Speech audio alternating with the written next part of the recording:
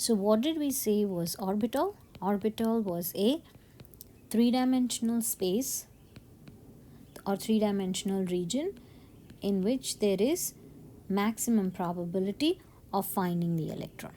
Now, we're not concerned with exact position. We don't need to know the exact position.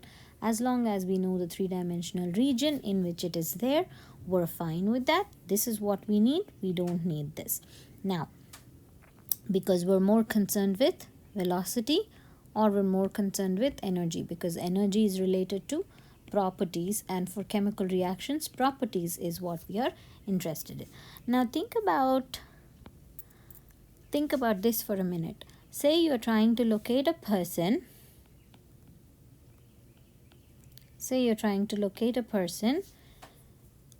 What's the most probability? And you're saying, okay, this person is in Atlanta region, right? So what's the probability? What is the space in which there is a maximum probability of finding the person if we send him a mail, right? He's most likely found in his or her house, right? This is the most likely space in which we can find the person. So basically, the mail has to go to Georgia first, and then the mail has to go to Atlanta, then it goes to his street, and then it'll go to the mailbox of the apartment, right? So this is essentially, now as long as we know this person, this is the address of this person, that's fine.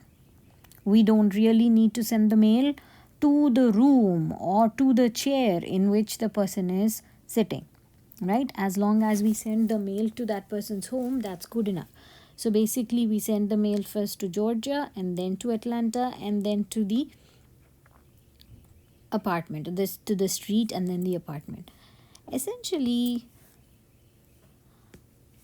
that's what we're doing with electrons as well. So we're looking for the electron in an atom. First, we try to identify the principal quantum number, which is the biggest energy region where we'll find the electron, or in which the electron is. Then we go into the angular momentum quantum number, which is the next subshell in which the electron is located. And then we will go into the orbital,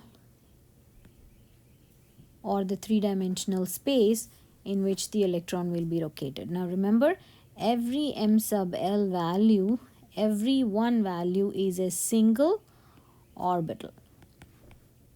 We do have the main energy level, the sub-level, and then the orbital, and then of course this is followed by spin. So this is the intro to roughly how we relate all quantum numbers.